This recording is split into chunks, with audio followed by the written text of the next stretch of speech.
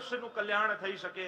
બાકી ગમે તેટલા સાધન એ કરી લે, પણ એ સાધનોમાં જ એવો અટવાઈ જાય છે કે સાધ્યને ભૂલી જાય.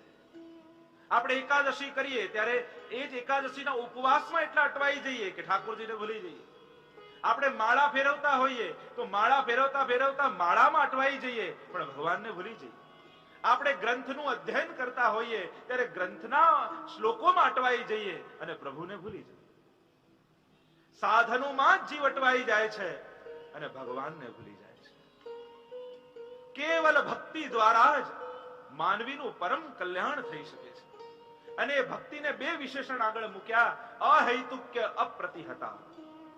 એ ભક્તિ કેવી હોવી જોઈએ તો બે પ્રકાર બતાવ્યા. એક તો અહૈતુકી, જેનો હેતુ કેવલ હરિમાં હેત હોય એવી ભક્તિ. કેવલ જેનો હેતુ, જેનો લક્ષ્ય ભગવાન જ જેનો લક્ષ્ય હોય એવી ભક્તિ હોવી. ભગવાનથી કઈ માંગવાની ઈચ્છા નહીં, ભગવાનને માંગવાની ઈચ્છા, એ જ પરમ ભક્તિ છે. પ્રભુ પાસે માંગવાની ઈચ્છા કેમ થાય છે માનવી? કારણ કે હજી પણ સંસારમાં આકર્ષણ છે. પર જે ક્ષણે જાગૃતિ જીવનની આવશે, અરે મારા પરમ પિતા તો પ્રભુ છે અને એમનાથી વિખુટા પડે હજારો જન્મોનો અંતરાય થઈ ચુક્યો છે અને તાપ જીવની અંદર પેદા થાય, અને તાપ પેદા થાય કે ક્યારે મને પ્રભુ મળશે. અને આવો ભાવ જ્યારે જીવનમાં પેદા થાય ત્યારે બધા જ પદાર્થો તુચ્છ લાગવા માંડે. કુમનદાસજીના ઘરે કચરો કાઢતા તો રત્નો નીકળતા અને કહેતા અને ફેંકી દે, આ તો બગાડ છે. આપણે ત્યાં એટલે શબ્દ આવે કે આમને દ્રવ્યનો સંકોચ છે. જેના ઘરે જતા દ્રવ્યને પણ સંકોચ થતો હોય એને કહેવાય દ્રવ્યનો સંકોચ. અરે જેના ઘરે સાક્ષાત નારાયણ બિરાજે છે અને લક્ષ્મી જેની દાસી થઈને જેના ઘરની બુહારી કરે છે, એના ઘરમાં હું કેમ પ્રવેશ કરું? આમ દ્રવ્યને સંકોચ થાય એને કહેવાય દ્રવ્યનો સંકોચ. જેનો હેતુ કેવલ ભગવાન. જ્યારે જીવનમાં તાપ પેદા થાય, આટલું આટલું કર્યું, મેં શું મેળવ્યું? મારા જીવનનું પુરુષાર્થનું પરિણામ શું? આટલી ઉંમર થઈ પણ મેં મેળવ્યું શું? કઈ જ ન મળ્યું. કારણ કે જે બધું મેળવ્યું છે એ બધું તો મૂકીને જવાનું છે. એ જ બધું મેળવ્યું છે જે મૂકીને જવાનું છે, અને જે સાથે આવવાનું છે એના માટે તો કોઈ મેં પ્રયત્નો નથી કર્યા. અને આવો તાપ જીવનમાં પેદા થાય, હવે ક્યારે પ્રભુ પ્રાપ્ત? હું પ્રભુથી વિખુટો પડ્યો, હજારો જન્મોનો અંતરાય થઈ ગયો, પુનઃ એનો મેળાપ મારા જીવનમાં ક્યારે? અને આવો તાપ જે ક્ષણે પેદા થશે ત્યારે સંસાર તુચ્છ લાગવાનો છે. એક પિતા અને પુત્ર હતા, મેળામાં જતા હતા અને દીકરો આંગળી પકડીને ચાલે પિતાની સાથે, અને મેળામાં તો અનેક સ્ટોલો લાગેલા હોય એટલે તરત પેલો દીકરાએ જોયું રમકડાનો સ્ટોલ, પપ્પા રમકડા અપાવો ને. અને પપ્પાએ કહ્યું હમણાં રહેવા દે, ભીડ બહુ છે, આંગળી પકડી રાખ, પછી અપાવીશ. આગળ ગયા, મીઠાઈઓનો સ્ટોલ દેખાયો, પપ્પા મીઠાઈ અપાવો. પિતાએ કહ્યું હમણાં રહેવા દે, હમણાં ભીડ બહુ છે, આંગળી પકડી રાખ, પછી અપાવીશ. આગળ ગયા, સુંદર સુંદર વસ્ત્રોનો સ્ટોલ દેખાયો, પપ્પા કપડા અપાવો ને. બધે આકર્ષણ લાગે છે. પિતાએ કહ્યું આંગળી પકડી રાખ, બહુ ભીડ છે, ખોવાઈ જઈશ. અને એવો ભીડ આવી અને એવા ધક્કા મુક્કી લાગવા માંડીને પેલા દીકરાની આંગળી છૂટી ગઈ, પપ્પાની પકડી હતી એ. અને પિતા ક્યાંક જતા રહ્યા અને આ બાળક એકલું રહી ગયું. અને હવે તો મોટે મોટેથી રડે છે, પપ્પા પાસે જવું છે, પપ્પા પાસે જવું છે. અને એટલી ભાગા દોડી મેળામાં લાગેલી છે. પણ એના પિતાના એક મિત્ર હતા, એણે આ દીકરાને જોયું અને જોયું કે આ તો મારા મિત્રનો દીકરો છે. તરત એની પાસે ગયા, અરે તું રડીશ નહીં, તને લઈ જાઉં છું, રડવાનું બંધ કર ને. પેલો મોટે મોટી રડે જાય. પેલો કે અરે રડવાનું બંધ કર, તને મીઠાઈ જોઈએ છે, મીઠાઈ અપાવું? ના ના મીઠાઈ નથી જોઈતી, પપ્પા પાસે જવું છે. અરે તું રડવાનું તો બંધ કર, રમકડા જોઈએ છે, અપાવું? ના રમકડા નથી જોઈતા, પપ્પા પાસે જવું છે. અરે તું રડવાનું બંધ કર, તને સુંદર વસ્ત્રો અપાવું? મારે વસ્ત્રો નથી જોઈતા, મારે કઈ જ નથી જોઈતું, મારે તું પપ્પા પાસે જવું છે. જો બધું જ જોઈતું હતું જ્યારે પિતાની આંગળી પકડી હતી, પણ જ્યાં ભાન આવ્યું, અરે પિતાથી જુદો પડી ગયો છું, હવે પિતા પાસે ક્યારે જઈશ, અને આ ભાન થયું ત્યારે બધી જ વસ્તુઓમાંથી આકર્ષણ જતું રહ્યું. બસ આ જ જીવનનું પરિણામ છે કે જ્યારે જીવનમાં સત્સંગ સાંભળ્યા પછી જાગૃતિ આવે કે અરે પરમ પિતાની આંગળી તો ક્યારની છૂટી ગઈ છે અને મને બધે આકર્ષણ હતું, પણ હવે ભાન થયું કે પરમ પિતા પાસે જવું છે ત્યારે સંસારના બધા જ આકર્ષણો જતા રહે. અહેતુકી અપ્રતિહતા. અપ્રતિહતા નારદજીએ ભક્તિ સૂત્રમાં કહ્યું તૈલ ધારાવત. ભક્તિ કેવી હોવી જોઈએ? અખંડ. નવ યમનાષ્ટકનો નિયમ લઈએ અને લીધો ત્યારે તો બહુ મૂડમાં હતા, એટલે અઠવાડિયું સારું ચાલ્યું, અને પછી ક્યાંક જવાનું થયું તો એમ કહીશ ચલો આજે છોડું છું, કાલે 18 કરી લઈશ, અને એ દિવસે કઈ કામ આવી ગયું અને પછી કાયમ માઇનસમાં રહે. પછી 18 ના 27 થાય ને પછી 36 થાય ને પછી હંમેશા માઇનસમાં જ હોય કે આટલા કરવાના બાકી છે. ખંડિત ભક્તિ ન હોવી જોઈએ. તૈલ ધારાવત. એક સરખું ટીપું પથ્થર પર પણ પડ્યા કરે તો પથ્થરને પણ ફાડી નાખે, પણ પડતું રહેવું જોઈએ. એટલે જ આપણે ત્યાં શબ્દ છે આ મારો નિત્ય નિયમ છે, નિત્યનો નિયમ છે. ભાવના આવેગો ન હોવા જોઈએ, ભાવ સ્થિર હોવો જોઈએ, અખંડિત ભક્તિ હોવી જોઈએ. અહેતુકી અપ્રતિહતા ભક્તિ જ્યારે જીવ કરે તો એના પર પ્રભુનું કૃપા પ્રસાદ ઉતરે અને એનું પરમ કલ્યાણ સાધી શકે. તસ્માદ એકેન મનસા ભગવાન સાત્વતામ પતિ શ્રોતવ્ય કીર્તિતવ્યશ્ચ ધ્યેય પૂજ્યશ્ચ નિત્યદા. અને પોતાનું સમગ્ર મન ભગવાનમાં લગાડી કેવલ એમનું શ્રવણ કીર્તન અને એમનું ધ્યાન કરે તો મનુષ્યનું કલ્યાણ થાય. આમ કહેતા આગળ ભગવાનના વિવિધ અવતારોનો જ્યારે પ્રશ્ન કર્યો એનો ઉત્તર આપતા બોલ્યા ભગવાન અનેક અવતારો લઈને આવે છે. આ ભિન્ન ભિન્ન અવતારો પ્રભુ ભિન્ન ભિન્ન રીતે લે છે. 6 પ્રકારના અવતાર ભગવાનના થાય છે એમ ગર્ગ સંહિતામાં કહેવામાં આવે. અંશાંશ અવતાર, અંશા અવતાર, આવેશ અવતાર, કલા અવતાર, પૂર્ણ અવતાર અને પરિપૂર્ણ અવતાર. આમ 6 પ્રકારે ભગવાન અવતાર લે છે. બાકી બધા તો અવતાર છે, પણ અવતારી એ શ્રી કૃષ્ણ છે. આ કૃષ્ણ જ બધા અવતારો લઈને આવે છે. મુખ્ય 24 અવતાર કહેવામાં આવે પરમાત્માના. ભિન્ન ભિન્ન અવતાર લઈને પ્રભુ આવે છે, પોતાના જીવો માટે આવે છે.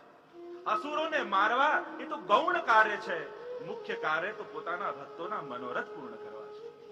એકવાર અકબરે બિરબલને કહ્યું કે તમારા ભગવાન કરતા તો અમારા પૈગંબર મોટા છે, કે તમારા ભગવાન શું વારે ઘડીએ કઈ પણ થાય ને ભૂતલ પર આવી જાય, અમારા ખુદા પોતે ના આવે તો પૈગંબરને મોકલે. બિરબલને થયું કે સમય આવશે ત્યારે ઉત્તર આપીશું. અને એકવાર તળાવમાં નૌકા વિહાર અકબર અને બિરબલ કરતા હતા. અકબર બાદશાહના ખોળામાં એમનો એકનો એક દીકરો બેઠો હતો, અને જ્યાં મધ્યમાં નાવ આવી એટલે બિરબલને થયું હવે જવાબ આપવા જેવો છે. એમના બાળકને ઉપાડ્યું અકબર બાદશાહના અને તળાવમાં નાખી દીધું. અને અકબર બાદશાહ તો વ્યાકુલ થઈ ગયો, મારું બાળક તળાવમાં નાખી દીધું, બૂમો પાડવા લાગ્યો. આસપાસ જોયા વગર પોતે છલાંગ લગાવી અને બાળકને કાઢી પાછો નાવમાં લઈ આવ્યો. બિરબલને કહેવા લાગ્યા અરે તું પાગલ થઈ ગયો છું, મારા બાળકને આમ નીચે નાખી દેવાય પાણીમાં. બિરબલે કહ્યું હું તમારા જવાબ આપતો હતો પ્રશ્નનો. શું જવાબ આપતો હતો? બિરબલે કહ્યું કે તમે કહ્યું હતું કે તમારા ભગવાન તો નાના છે, વારા ઘડીએ ભૂતલ પર આવી જાય, અમારા ખુદા એમને એમ ના આવે. બિરબલે કહ્યું એનો જવાબ આપું છું. જુઓ, હમણાં બીજા કોઈનું બાળક પડ્યું હોત તો તમે સિપાહીને કહેત, મને કહેત કે બીજા કોઈ સેવકને કહેત, પણ તમારું બાળક પડ્યું તો તમે પોતે છલાંગ લગાવી દીધી. એમ ભગવાન જયારે જુએ કે મારો ભક્ત ભૂતલ પર પડ્યો છે અને દુઃખી થયો છે, ત્યારે બીજા કોઈને નથી મોકલતા, પોતે જ છલાંગ લગાવીને આવી જાય છે.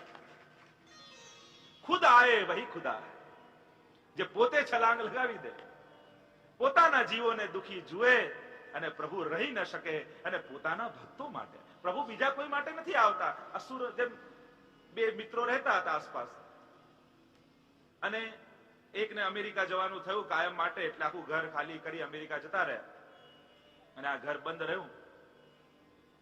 બાજુના જે એમના પડોશી રહેતા હતા, મિત્ર હતા, તો 2 દીકરાના લગ્ન તો થઈ ગયા, ત્રીજાનો વારો આવ્યો એટલે એમણે પત્ર લખ્યું કે હવે છેલ્લા દીકરાના લગ્ન છે અને તમે આટલા વર્ષ અમારી બાજુમાં રહ્યા છો અને મારા મિત્ર છો, તો છેલ્લા લગ્નમાં તો તમારે આવવું જ પડશે. અને અમેરિકામાં મિત્રએ વાંચ્યું, હવે રજા તો મળે, ચલો 4 દિવસની રજા છે, લાવ જઈ આવું, લગ્નમાં પણ જઈ આવું. ને પેલા પત્રમાં લખ્યું તમારું ઘર પણ પડ્યું છે, હજી તમારી માલિકીનું છે, આવીને જુઓ તો ખરા.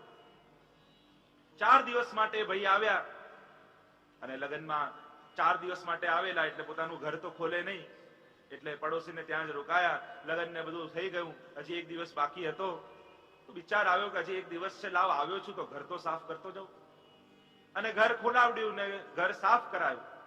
હવે તમે એમ કહેશો કે અમેરિકાથી ઘર સાફ કરવા આવ્યા હતા? એ ઘર સાફ કરવા નતા આવ્યા, એ આવ્યા હતા મિત્ર માટે, પણ આવ્યા તો ઘર પણ સાફ કરતા જઈએ. એમ ભગવાન આવે છે ભક્તો માટે, પણ જુએ કે અસુરોથી આ ભૂમિ બગડી છે તો ઘર પણ સાફ કરતા જાય. આવે છે તો ભક્તો માટે, પણ આવે તો પોતાના ભૂતલને ચોખ્ખું પણ કરતો જાય, અસુરોને મારતા મારતા. તો એમ આ ભગવાનના 6 પ્રકારના અવતાર થાય છે. આમ અવતાર વિશે જ્યાં પૂછ્યું, કારણ કે ભગવાન કૃપાવશ ભૂતલ પર આવે છે. જો જેલમાં 2 જણા જાય, એક તો કેદી જાય ને એક મિનિસ્ટર જાય. કેદી તો બંધાવવા માટે જાય, મિનિસ્ટર જાય તો કોઈને છોડાવતા આવે. સ્વતંત્ર દિવસે ગયા, સ્વતંત્રતાના દિવસે તો ઘણા કેદીઓને મુક્ત પણ કરતા આવે. તો જીવ બંધાય છે ભૂતલ પર જાય કર્મવશ, અને ભગવાન ભૂતલ પર આવે કૃપાવશ. પોતે આવે, પોતે પધારે અને કેટલાય જીવોને મુક્ત કરતા જાય. તો આ પ્રભુની ભૂતલ પર આવવું, અવતૃ ધાતુ પરથી ઉપરથી નીચે આવવું, એના પરથી અવતાર શબ્દ બને છે. આમ અનેક પ્રકારના અવતાર પ્રભુ ધારણ કરે છે. સનત કુમારોથી લઈ કલ્કી સુધીના અવતારની ચર્ચા કરી.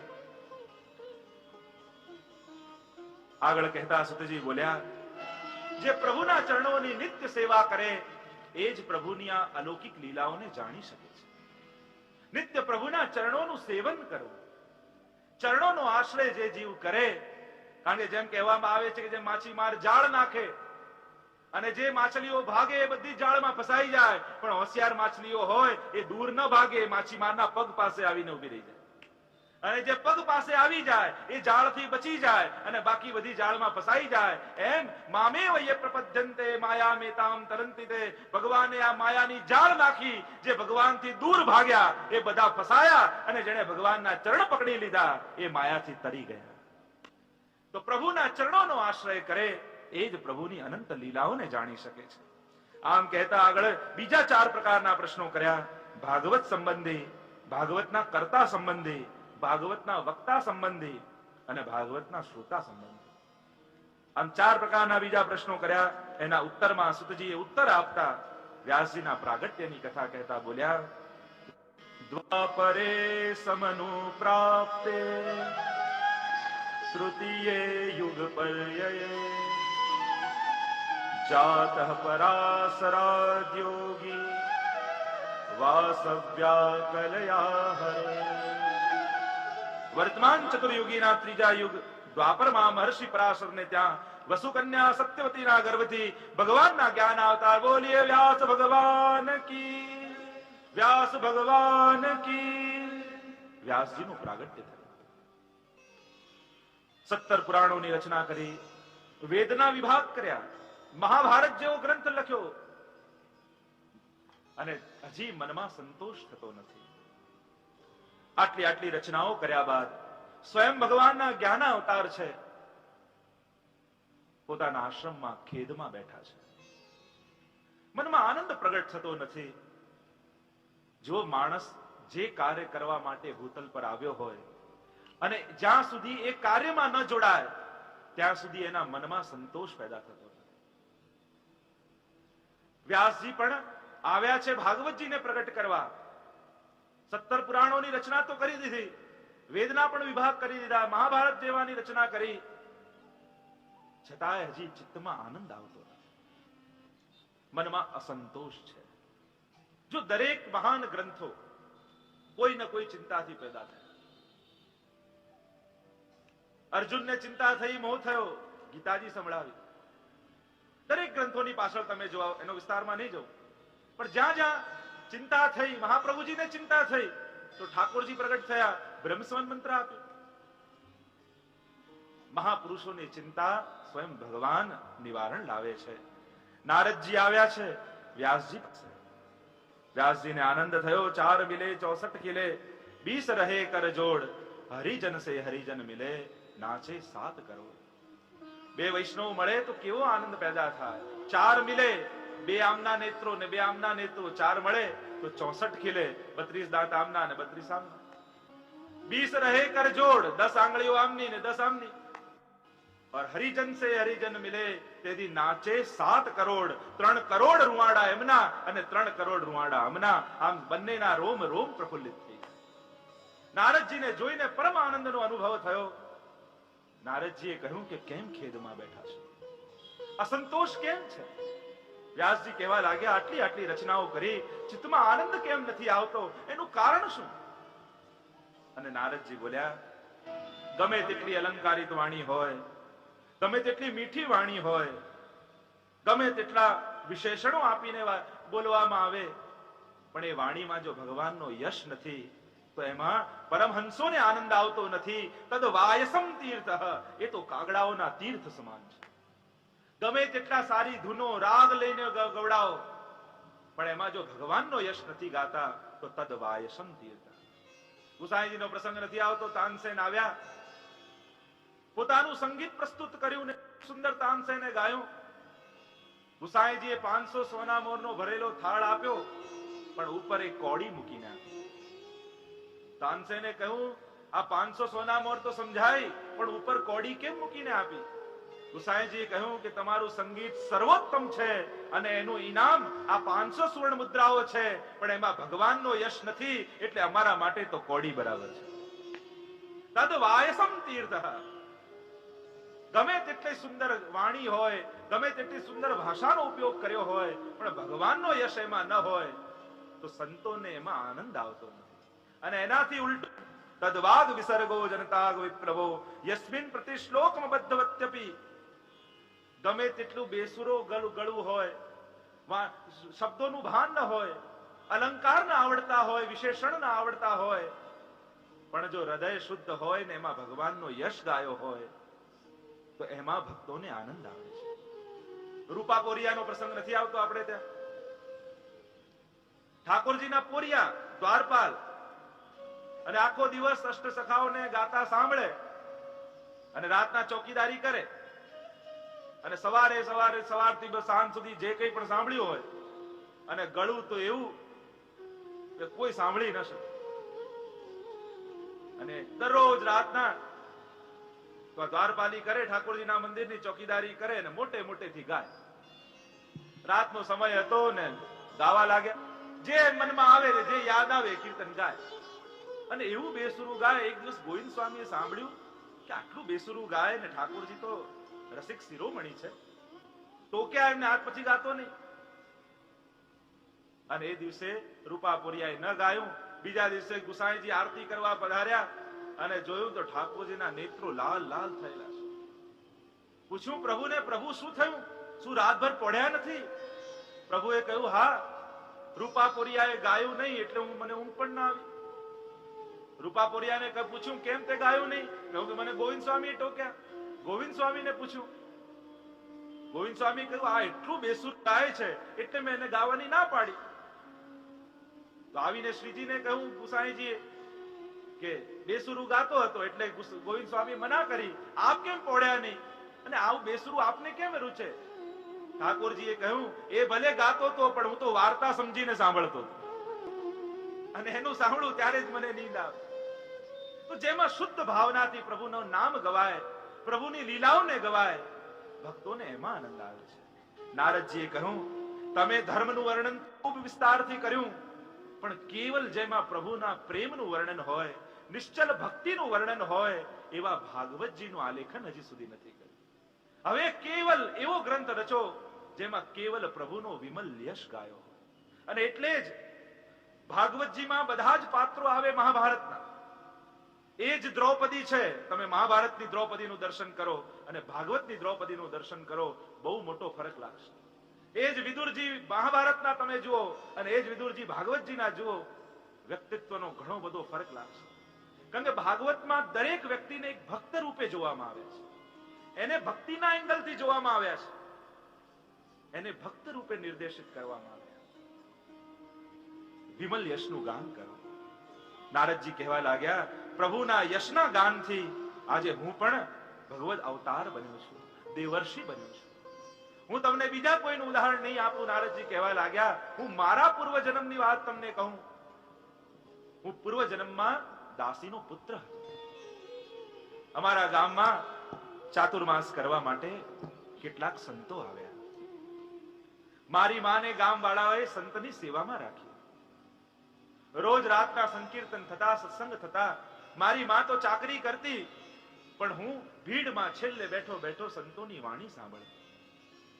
એટલો આનંદ મને ધીમે ધીમે આવવા લાગ્યો.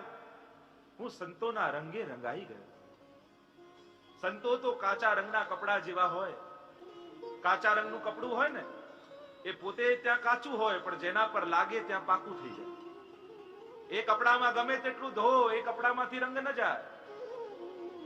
એમ સંતોનો મને એવો રંગ લાગ્યો, સત્સંગમાં એવો રસ આવવા લાગ્યો. અને ક્યાં દિવસો વીતવા લાગ્યા અને 4 મહિના પૂર્ણ થઈ ગયા, ખબર ન પડી. હું રોજ સંતોનું ઉચ્છિષ્ટ ખાતો. મારી માં એમની ટહેલ કરતી. મારી બુદ્ધિ નિર્મળ બની. અને સંતોનો જવાનો સમય થયો ત્યારે મારી આંખો ભરાઈ આવી. મેં એમના ચરણ પકડી લીધા. હવે આપના વગર હું નહીં જીવી શકું. મને આપની સાથે લઈ જાઓ. મને સંસારમાં આસક્તિ નથી. નારદજી કહેવા લાગ્યા, હું હતો બાળક, પણ બાલિશતા મારી અંદર નહોતી. 4 ગુણ મારી અંદર હતા. સેવકમાં 4 ગુણ હોવા જોઈએ. પહેલું, દીનતા મારી અંદર હતી. સેવા કરનારમાં અહંકાર ન હોવો જોઈએ. અને અહંકારથી સેવા કરે તો પ્રભુ ક્યારે રાજી થતા નથી. બીજો મારી અંદર ગુણ હતો અનુવર્તન. જેની સેવા કરો છો એને શેમાં આનંદ આવે, એનું સુખ શેમાં છે, એનું ભાન આપણને હોવું જોઈએ. તમારો જન્મદિવસ ઉનાળામાં આવતો હોય અને એમ થાય કે લાવ મારો જન્મદિવસ છે ને ઠાકોરજીને જરીના વાઘા ધરાવી દઉં, તો એ સેવક ધર્મ ન કહેવાય. વાર્તામાં નથી આવતું, માનસિંહ આવ્યા જ્યારે મથુરા, અને ગામ વાળાઓને સમાચાર મળ્યા કે રાજા દર્શન કરવા આવે છે, એટલે ભર ઉનાળાના દિવસોમાં પણ ઠાકોરજીને ભારે ભારે શૃંગાર અને વસ્ત્રો ધરાવે. અને માનસિંહ જે મંદિરમાં દર્શન કરવા જાય ને એને એમ થાય આટલા ઉનાળાના દિવસ છે અને મને બતાવવા માટે ઠાકોરજીને આવા ભારે ભારે વસ્ત્રો ધરાવે. બધે દર્શન કર્યા પણ ક્યાંય આનંદ ના આવ્યો. છેલ્લે કોઈએ કહ્યું કે જાઓ, ગિરિરાજજી ઉપર દેવદમન પ્રગટ થયા છે, ત્યાં શ્રીજીના દર્શન કરવા જઈએ. અને માનસિંહ શ્રીજીના દર્શન કરવા આવ્યા. પુષ્ટકાલના દિવસો હતા. જ્યાં દ્વાર ખુલ્યા, ફુવારા ચાલી રહ્યા છે, ખસના પડદાઓ લગાયા છે, હલકો શૃંગાર શ્રીજી બાબાએ ધર્યો છે. અને દર્શન કરતા જ એવો આનંદ મનમાં આવ્યો. બોલ્યા, બાકી બધે તો પ્રદર્શન છે, સાચા દર્શન તો અહીંયા છે. જ્યાં શ્રીજીના સુખનો વિચાર થતો હોય ત્યાં દર્શન છે. સેવકમાં અનુવર્તન હોવું જોઈએ. તમે જે વાઘા ધરો છો, શૃંગાર ધરો છો, જોવામાં સારા લાગે, પણ ક્યાંક એ ધરાવાથી પ્રભુને ખૂંચતું તો નથી ને, પ્રભુને શ્રમ તો પડતું નથી ને, એનું ભાન રાખ. અને એટલે જ આપણી પ્રણાલિકામાં જે શૃંગાર અને વાઘા આવતા હોય, ઘણી વાર લોકો પેલા ફ્રોક જેવા સીવેલા વાઘા ધરી દે, એ પુષ્ટિ માર્ગીય સેવા ક્રમમાં નથી આવતા. પ્રભુને રીંગણ લીલા કરવી હોય, ઘૂંટણથી ઘરમાં ચાલવું હોય, તો એમના પગમાં ભરાય અને પ્રભુ પડી જાય એવા વાઘા ન ધરાવે. આપણને તો સારા લાગે, પણ પ્રભુને રૂચે ને, પ્રભુને રૂચે નહીં. આપણે ના, અમે તો શ્રીનાથજી થી લાવ્યા છે, પણ શ્રીનાથજીમાં કઈ બધું પુષ્ટિ માર્ગીય જ મળે કે જરૂરી નથી. ત્યાં તો બધા પ્રકારના લોકો આવતા હોય ને બધું જ મળતું હોય. ઘણી વાર લોકો મુગટ પણ એવા ધરાવી દેતા હોય છે જે આપણા સેવાક્રમમાં આવતા નથી. એક વસ્તુ યાદ રાખો, ભલે થોડું કરો, પણ મહાપ્રભુજીની આજ્ઞા અનુસાર, મહાપ્રભુજીની પ્રણાલિકા અનુસાર કરો. અને જે ઘરમાં મહાપ્રભુજીની પ્રણાલિકા અનુસાર સેવા થાય છે એ બધાના ઘર શ્રી વલ્લભના ઘર છે. અને સ્વયં ઠાકોરજી કહે છે, રહ્યો મોહે શ્રી વલ્લભ ગ્રહ ભાવ. ત્યાં જ ઠાકોરજીને આનંદ આવે છે, જ્યાં મહાપ્રભુજીની પ્રણાલિકા અનુસાર સેવા થતી. તો અનુવર્તન સેવકમાં હોવું. ત્રીજું, શુશ્રુષા, સેવા કરવાની તત્પરતા સેવકમાં હોવી જોઈએ. ચોથું, અલ્પ ભાષણ, સેવકે બહુ બોલવું નહીં. બને એટલું મૌન રાખવું, જરૂર પડે એટલું જ બોલવું. એક વૈષ્ણવ એક ભગવદીને ત્યાં ગયા અને ભગવદીને કહ્યું કે મને કંઈક ઉપદેશ આપો, મને કંઈક જ્ઞાન આપો. અને તો સેવા કરતા હતા, સાંભળ્યું નહીં. ફરી કલાક પછી કહ્યું કે મને કંઈક ઉપદેશ આપો. 3 વાર કહ્યું એટલે વૈષ્ણવ બહાર આવ્યા અને કાગળમાં લખી દીધું, ગમે તેવું બોલવું નહીં, ગમે તેવું બોલવું. ગમે તેવું કરવું નહીં, ગમે તેવું કરવું. ગમે તેવું ખાવું નહીં, ગમે તેવું ખાવું. 3 વસ્તુ લખી દીધી ને તો જતા રહ્યા. પેલા ચિઠ્ઠી લઈને ઘરે જઈને વાંચે કે આ લખ્યું શું છે? ગમે તેવું બોલવું નહીં, ગમે તેવું બોલવું. ગમે તેવું કરવું નહીં ગમે તેવું કરવું, ગમે તેવું ખાવું નહીં ગમે તેવું ખાવું. સમજમાં ના આવી. બીજા દિવસે ચિઠ્ઠી લઈને પાછા વૈષ્ણવ પાસે ગયા કે આ લખ્યું પણ સમજાવ તો ખરા. અને ત્યારે ભગવતીએ કહ્યું ગમે તેવું બોલવું નહીં પણ શ્રીજીને ગમે એવું બોલવું, ગમે તેવું કરવું નહીં પ્રભુને ગમે એવું કરવું, ગમે તેવું ખાવું નહીં પ્રભુને ગમે તેવું ખાવું. અલ્પ ભાષા. સેવક ધર્મ નિભાવવો હોય તો બને એટલું ઓછું બોલવું.